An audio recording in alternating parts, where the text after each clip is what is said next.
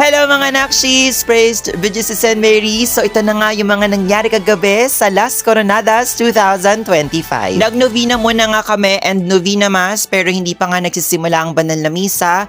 Napakarami ko na natanggap na mga regalo from my Nakshis, from Edge, Alex Ivan, Dominic, and Justin. Hindi na nga ako nakapag-video nung ongoing ang mass kaya itong video na ito ay after the Holy Mass na nga.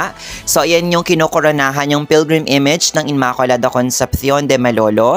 And ito ang patron ng Barangay Atlagan San Antonio de Padua dahil sila ang tagapagtangkili kahapon sa nobenaryo. Nilabas na nga ang prosesyon, una nga sa pila itong Birhen ng Salambao, sumunod nga itong napakaganda naming segunda patrona, ang La Consolacion y Correa, and syempre ang napakaganda din isa sa aking mga paborito, ang Birhen sa Patio. At ito na nga ang mga nagagalingang mananayo ng Birhen ng Asunsyon na mga hangmangha ako doon sa kanilang ito, yan, sa kanilang sampagita, kamya, ilang-ilang na parang totoo, yun pala fake siya.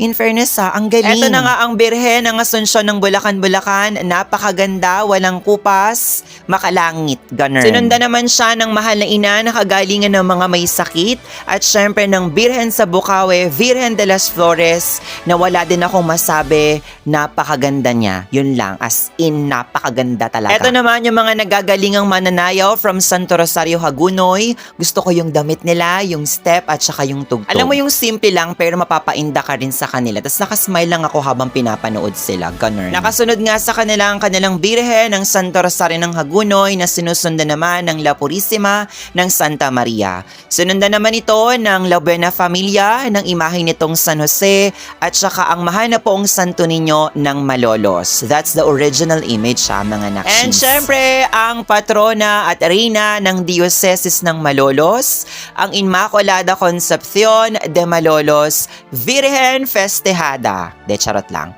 Yan ang pilgrim image, yung kinokoronahan namin tuwing novena, araw-araw. And syempre sa part na to, nasa procession na kami niyan, and sa part naman na to, pinapasok na po yung procession. Ang dami kong na-meet na mga kakilala, hindi ko na lang sila na isama dito sa video, pero kung mapapanood nyo ang vlog-a-vlog na ito, hello sa inyong lahat na mga nakakilala sa akin, I love you all. And syempre, nice to meet you sa Pistang Bayan ulit. Sa part nga na ito, nagbubulaklak gang na po silang lahat, nagkakagulo na po sila sa bulaklak. Hindi na ako nakagulo kasi baka mabangasan ako ng isa.